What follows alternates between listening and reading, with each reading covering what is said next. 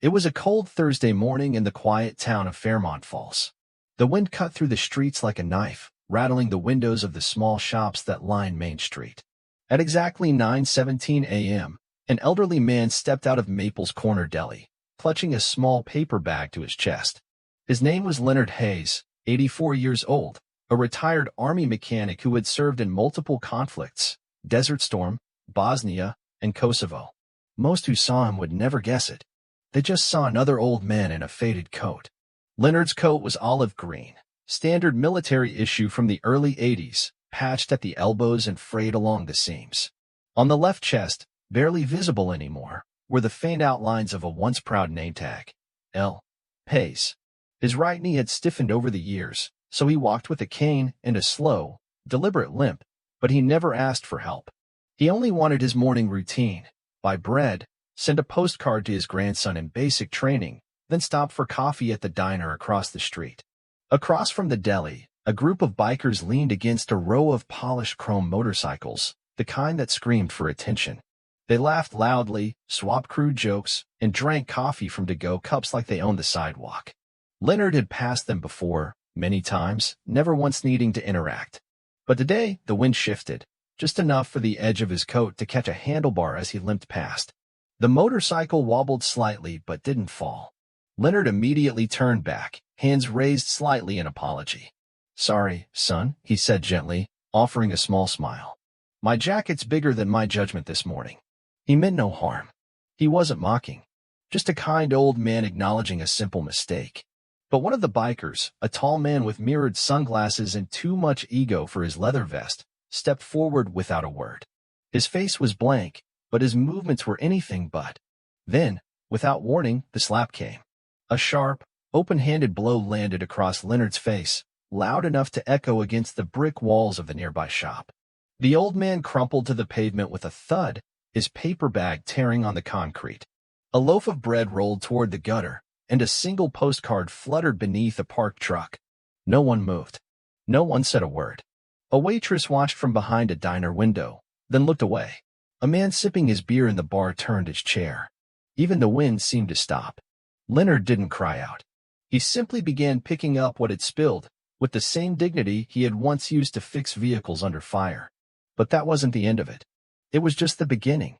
Leonard Hayes gathered the bruised loaf and crumpled postcard with trembling hands. His cheek stung where the slap had landed, but the deeper ache was the one that always came when dignity met indifference. Still seated on the cold sidewalk, he adjusted his coat and slowly reached for his cane, which had rolled a few feet away during the fall. As he leaned on the nearest lamppost to rise, a trickle of blood crept from the corner of his mouth.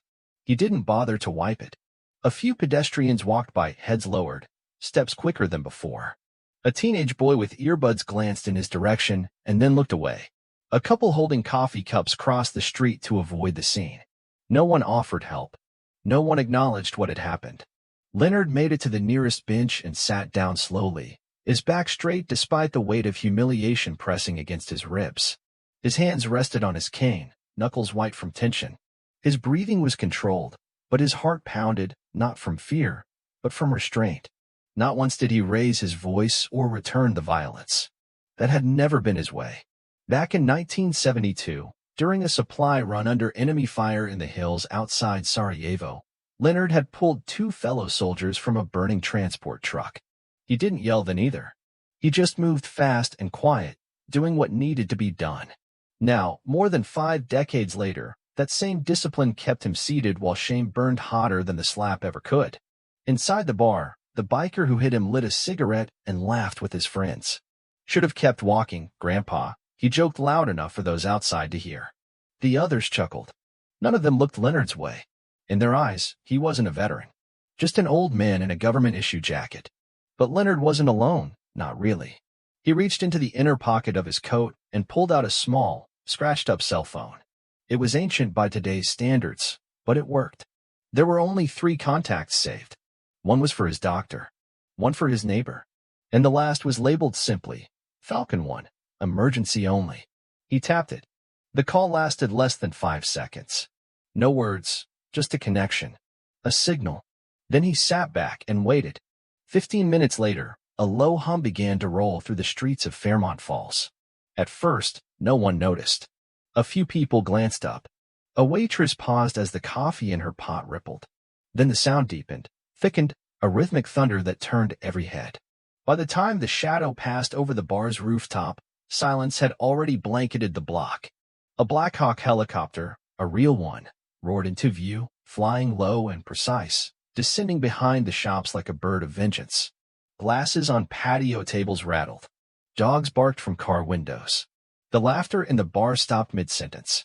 Almost simultaneously, a matte black SUV screeched to a halt in front of the bar's entrance. Doors opened in unison, and boots hit the pavement.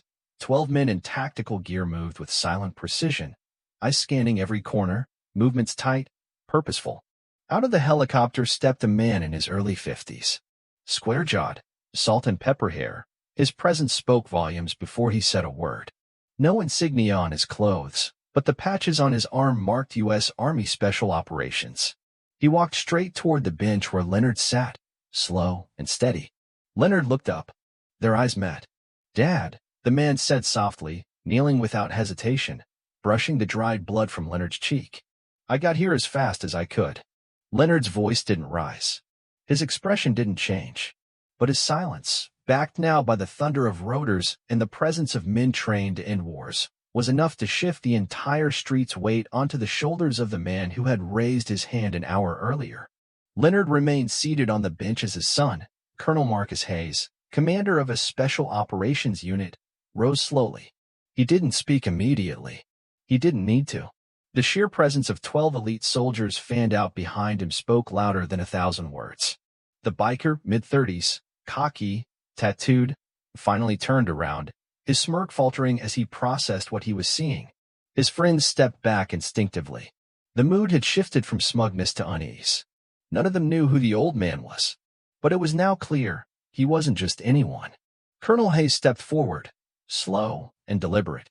"Which one of you," he said, his voice calm but heavy as steel, struck a veteran? No answer. Not a word. The biker hesitated, then tried to play it off with a casual shrug.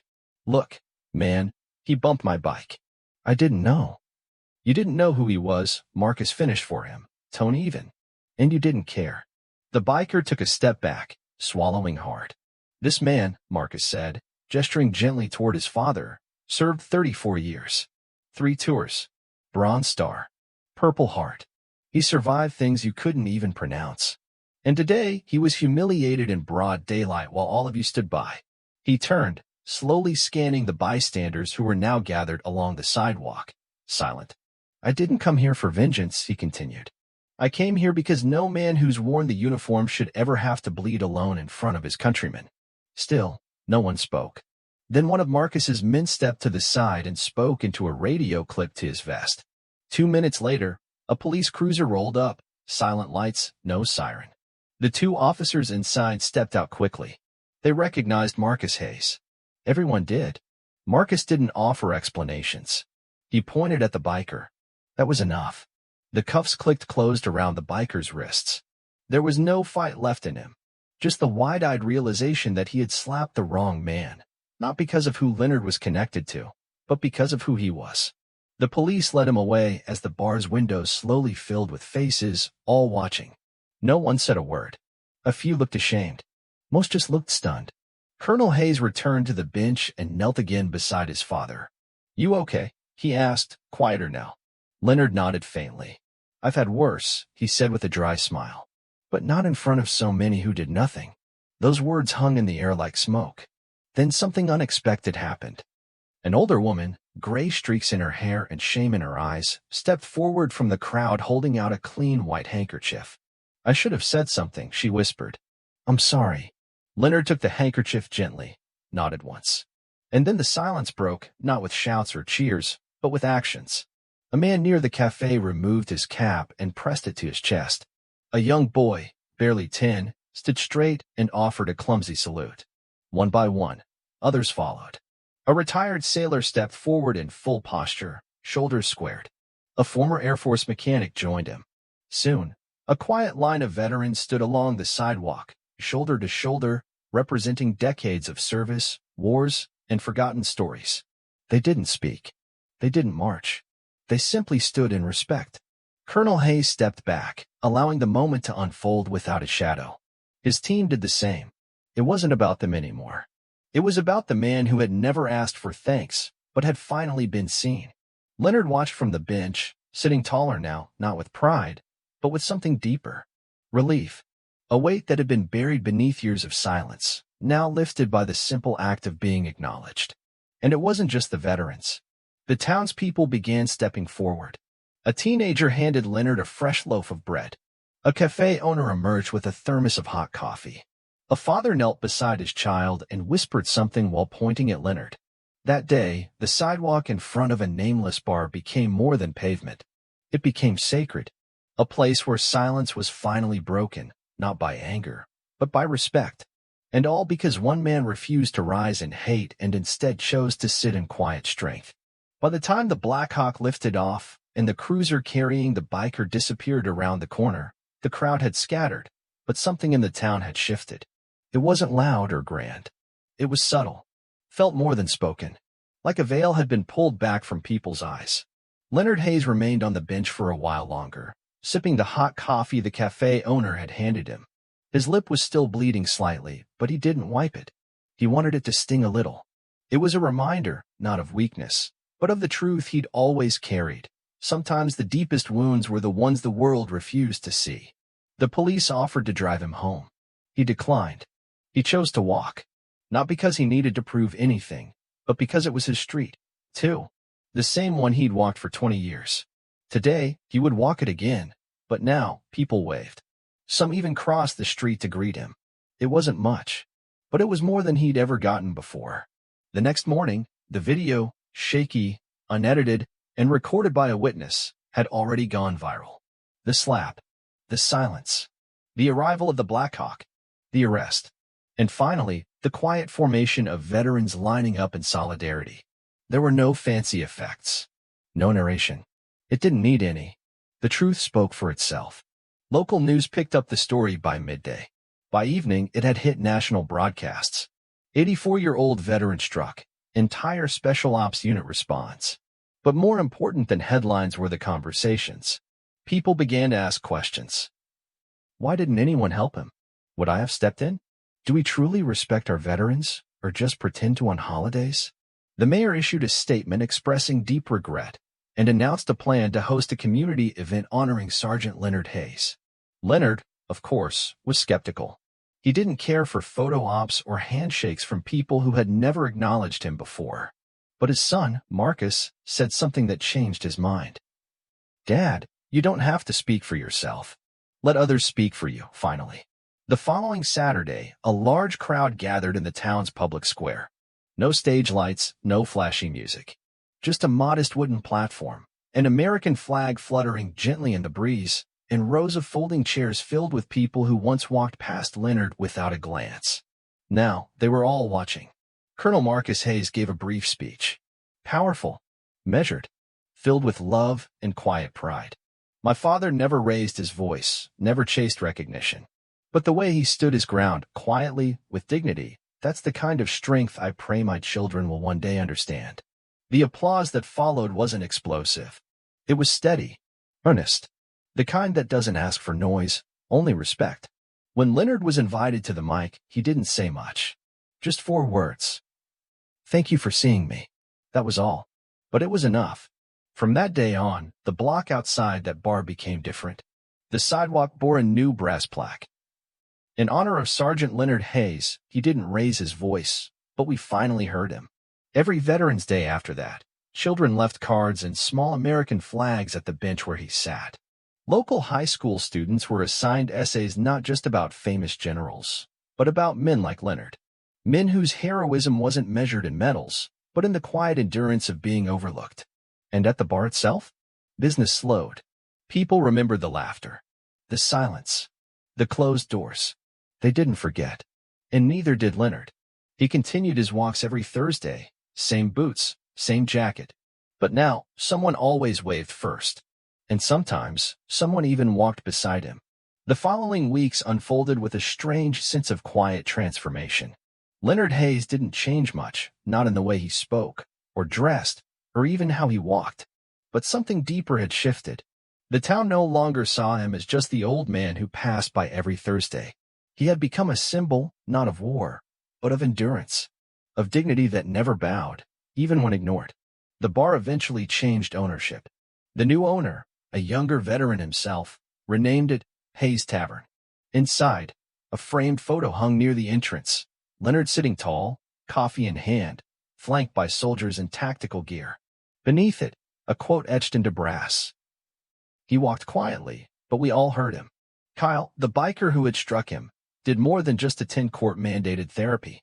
He kept volunteering at the VA. He began showing up to veterans' breakfasts not as penance, but as someone genuinely trying to rebuild what he'd broken. Leonard saw him once helping a frail vet into a van. Their eyes met. No words passed, but something unspoken did. Recognition. Effort. Maybe even forgiveness. And then came the spring fair. Local students had built a small exhibit titled Veteran Stories That Changed Us. One wall was dedicated to Sergeant Leonard Hayes. Next to his faded Army photo was a drawing from a fourth-grade student. It showed an old man on a bench and a boy beside him saluting. The caption read, "Heroes don't always wear uniforms. Sometimes they just wait for someone to notice." Leonard's son, Marcus, visited only once more before deployment. They sat again on the old bench, looking at the plaque, the sidewalk, the slow ripple of change. "You know," Marcus said softly, "I used to think strength was in command, in action. But you taught me the power of stillness, of standing your ground without shouting. And now the whole town knows it too." Leonard smiled faintly. "I didn't do much." "No," Marcus said, "you just refused to fall alone." That night, Leonard passed by the now quiet bar on his way home. The neon buzz was gone. In its place, soft jazz spilled from the open windows, and two young men paused their conversation to nod respectfully. He nodded back. Slower now, but not invisible. Not anymore.